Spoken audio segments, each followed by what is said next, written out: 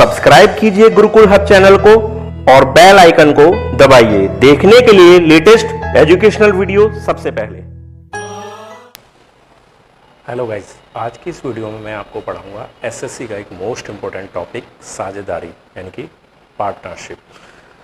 Partnership से संबंधित हर बार हर किसी एग्ज़ाम में कम से कम 2 क्वेश्चन पूछे जाते हैं डायरेक्टली। ठीक है, तो इसी तरह से देखते हुए ये हमारे एग्ज़ाम के लिए बहुत ही ज़्यादा इम्पोर्टेंट टॉपिक हो जाता है, ना केवल एसएससी सीजीएल के एग्ज़ाम के लिए। एसएससी सीजीएल के टियर 2 एग्ज़ाम में तो मान के चलिए 3 से 4 क्वेश्चन पूछ ले जाते हैं। एसएससी सीपीओ, एसएससी सीएचएसएल और इनके अलावा जो अदर एग्ज़ाम होते हैं वहाँ भी इससे क्वेश्चन पूछे जाते हैं। तो स्टार्ट करते हैं साझेदारी। और क्वेश्चन है, मान लीजिए ए और बी किसी व्यवसाय को शुरू करते हैं और ए इसमें 50,000 रुपये से व्यवसाय को शुरू करता है, ठीक है, और बी मान लेते हैं 60,000 रुपये से उस व्यवसाय को शुरू करता है, ठीक है। और क्वेश्चन पूछा जाएगा कि वर्ष के अंत में वे लाभ को किस अनुपात में बांटेंगे। तो ए ने अगर 50,000 रुपये लगाए हैं और बी ने 60,000 रुपये लगाए हैं, तो सीधा सा मतलब ये होता है कि जिस रेशियो में वो पैसा लगाते हैं उसी रेशियो में उन्हें प्रॉफिट मिलेगा, ठीक है। तो ए ने अगर 50,000 लगाए और बी ने 60,000 रुपये लगाए, तो क्या करना है आपको, 0 से 0 कैंसिल कर देंगे और आपके पास फाइनली बच जाता है 5:6। और 5:6 जो है वही राइट आंसर होगा, क्योंकि उन्होंने जो पैसा लगाया है वो 5:6 के अनुपात में ही लगाया है और जो लाभ होगा वो भी 5:6 के अनुपात में ही होगा। अगर ये क्वेश्चन समय के अकॉर्डिंग दिया हुआ होता कि मान लीजिए ए ने कुछ अलग समय के लिए लगाया और बी ने अलग समय के लिए लगाया, तो वहाँ पर जो इन्हें लाभ होगा, प्रॉफिट होगा, वो उसका रेशियो चेंज हो जाएगा। मान लीजिए क्वेश्चन ले लेते हैं कि ए और बी किसी व्यवसाय को शुरू करते हैं और ए व्यवसाय में 25,000 रुपये लगाता है, ठीक है, कितने समय के लिए, 6 महीने के लिए, और बी व्यवसाय में 50,000 रुपये लगाता है 4 महीने के लिए, ठीक है। बी ने लगाया है पैसा 6 महीने के लिए, सॉरी ए ने 6 महीने के लिए और बी ने 50,000 4 महीने के लिए। तो उसी हिसाब से इसका रेशियो निकालेंगे। यहाँ सबसे पहले 0 से 0 कैंसिल कर लीजिए, 25 से कम 25 और 25 दूनी 50। तो यहाँ से जब निकल कर आएगा ये रेशियो 6 एकम 6 और 4 दूनी 8, तो उसका मतलब 2 तिया 6 और 2 चौक 8। तो यानी कि जो उनका प्रॉफिट होगा लास्ट में, लाभ का जो प्रतिशत अनुपात निकल कर आएगा वो आएगा 3:4। तो बहुत ही बेसिक सी बात है ये, ठीक है, इसमें कोई ज़्यादा एक्स्ट्रा करने की ज़रूरत नहीं रह जाती है। आगे देख लेते हैं, आगे जो क्वेश्चन बनते हैं,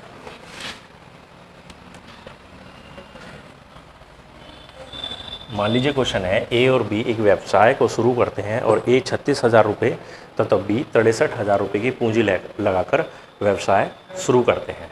ए ने 63,000 रुपये 36,000 रुपये लगाया है, जबकि बी ने 63,000 रुपये लगाया, 63,000।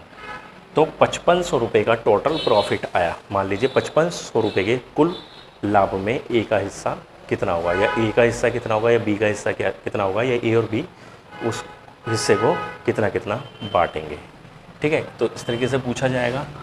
तो सीधी सी बात, सबसे पहले तो आप 0 कैंसिल कर लीजिए, उसके बाद इसे काट लीजिए, 9 चौक 36 और 9 सत्ते 63। तो ये बन गया 4:7। जो उनका लाभ का जो अनुपात निकल कर आएगा वो भी 4:7 ही आएगा। इसको टोटल करेंगे 11। जो हमारा टोटल प्रॉफिट आ रहा है वो आ रहा है हमारा 5500, ठीक है, इसे ध्यान रखेंगे। और जो इनकी रेशियो से प्रॉफिट आ रहा है वो 11। तो हमें क्या करना है, इस 11 को 5500 बनाना। इस 11 को अगर 5500 बनाएंगे तो सीधी सी बात है, यहाँ पर 500 की आपको मल्टीप्लाई करनी होगी।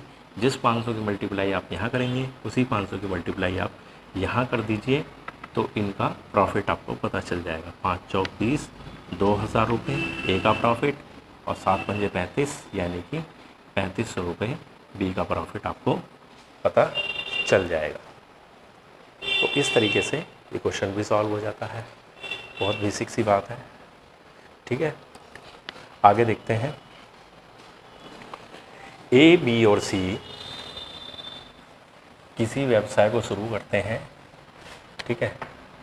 ए, बी, सी किसी व्यवसाय को शुरू करते हैं और 10,000, 15,000 और 20,000 रुपये की धनराशि लगाते हैं। ठीक है।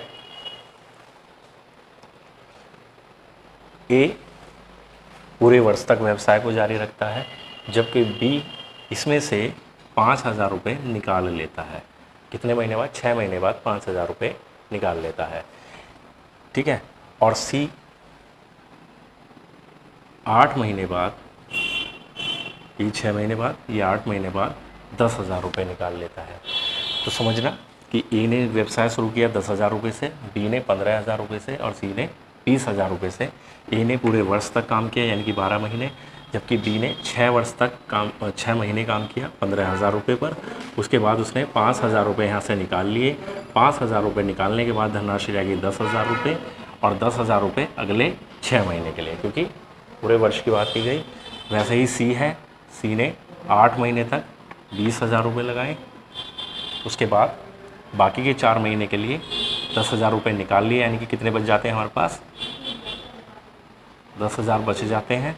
तो वो अगले 4 महीने, क्योंकि टोटल 12 महीने होते हैं। अब इसको यहाँ पर सॉल्व कर लेंगे। सबसे पहले तो उनकी जीरो उड़ा दीजिए सारी। 3 3 1 2 3 1 2 3 1 2 3 1 2 3 1 2 3 और मल्टीप्लाई कर दीजिए ऐसे। 12 धाम 120, ये एक बी की वैल्यू है दोनों, तो दोनों जुड़ जाएंगी। 15 छिक्का 90 प्लस 10 छिंग 60, 20 अट्ठे 160 और 10 चौक 40। तो रेशियो बन जाएगा 120, 150 एंड 200। यहाँ जीरो कैंसिल कर लीजिए, और अगर ये वैल्यू किसी संख्या से कट सकती है तो इन्हें काट लेंगे। जैसे 4 नहीं कटेगी, ये किसी से भी नहीं कटेंगी, क्योंकि ये 12 हो गया, इधर 15 हो गया। ठीक है। तो ये किसी से भी नहीं कट पाएंगी। 12, 15, 20 हमारा रेशियो बनकर आ जाएगा। मैं आपको क्वेश्चन फिर से रिपीट कर देता हूँ, अगर किसी बच्चे ने क्वेश्चन नहीं नोट किया है, बहुत अच्छा क्वेश्चन है, नोट कर ले कि ए बी सी किसी व्यवसाय में पैसा लगाते हैं या धनराशि लगाते हैं। ए 10,000 रुपये के साथ व्यवसाय शुरू करता है, बी 15,000 रुपये के साथ व्यवसाय को शुरू करता है, जबकि सी 20,000 रुपये के साथ व्यवसाय शुरू करता है।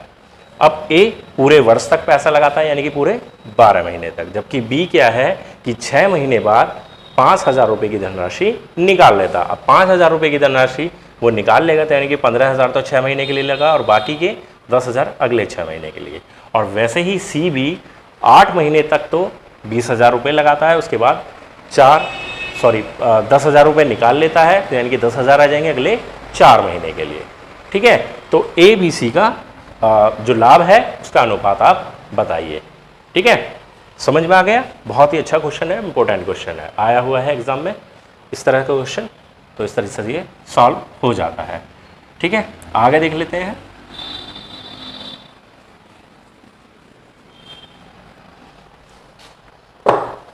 आगे क्वेश्चन है, बहुत ही अच्छा क्वेश्चन है। देखिए क्वेश्चन लिख लीजिए। ए बी सी एक व्यापार में साझेदार हैं। ए पूंजी का 1/3 भाग 1/4 समय के लिए, बी पूंजी का 1/5 भाग 1/6 समय के लिए, और शेष पूंजी सी पूरे समय के लिए देता है। यदि कुल लाभ 1820 रुपये है तो ए का लाभ क्या होगा? तो ए का टोटल प्रॉफिट आपको बताना है। देखिए यहाँ पर एक चीज़ का आपको ध्यान रखना है, जो आपको टोटल पूंजी लगानी है, कुल पूंजी, देखिए ना ही x मानने की ज़रूरत है और ना ही 100 मानने की ज़रूरत है। ठीक है, बात को समझना मेरी। हमने कुल समय मान लिया 12 महीने मान लेनी है। अब कुल पूंजी कैसे मानेंगे? देखिए ऐसी कोई संख्या मान लीजिए 1/3 भाग निकाल सकें जिसका, और 1/5 भाग भी हम निकाल सकें। ठीक है, तो पूंजी मान लेते हैं हम 15 क्यों? क्योंकि इसका 1/3 निकालना भी हमारे लिए आसान है और 1/5 निकालना भी।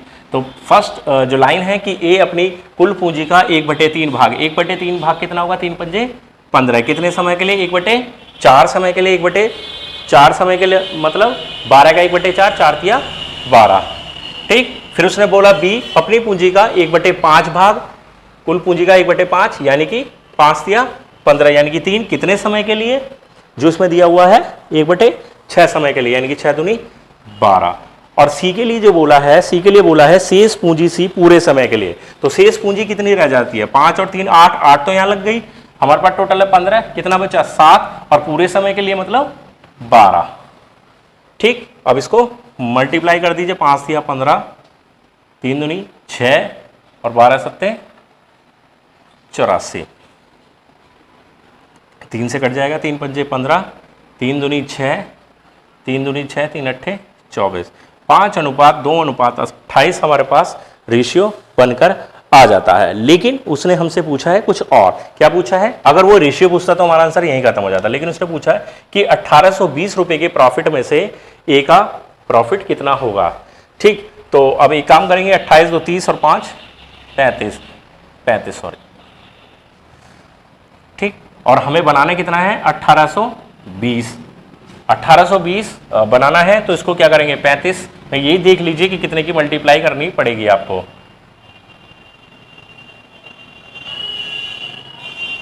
52, यानी कि 52 की अगर आप मल्टीप्लाई करते हैं 35 में तो 1820 बनता है। वैसे ही 52 की मल्टीप्लाई आप यहां करेंगे तो आपका आंसर मिल जाएगा, कितना होगा? 5 दूनी 10, यानी कि 260 रुपये। 260 रुपये आपको ऑप्शन दिया हुआ होगा, वहां आप उसे क्लिक कर देंगे। ठीक है, मान लीजिए आपसे बी के लिए भी पूछे तो वो आप बता देंगे कितना होगा? 104, और सी के लिए भी बोलता है तो वो आप बता देंगे। इसको भी सॉल्व कर लीजिए।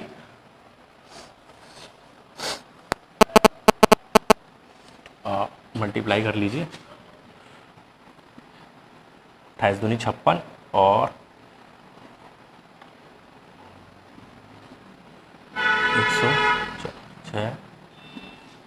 1456।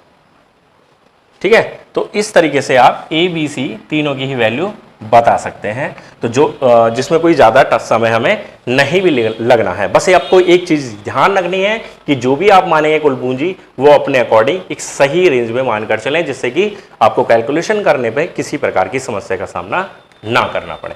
ठीक है गाइस, तो ये कुल मिला के साझेदारी से संबंधित कुछ बेसिक टाइप के क्वेश्चन हो गए हैं। ठीक है, और साझेदारी से संबंधित ही और बाकी के जो क्वेश्चन है वो मैं आपको नेक्स्ट वीडियो में बता दूंगा। ठीक है गाइस, तो आज की वीडियो में बस इतना ही। अगर आज की वीडियो आपको अच्छी लगी हो तो प्लीज़ लाइक ज़रूर करें, और शेयर कर सकते हैं तो करें, और सब्सक्राइब नहीं किया है तो सब्सक्राइब जरूर करें। धन्यवाद।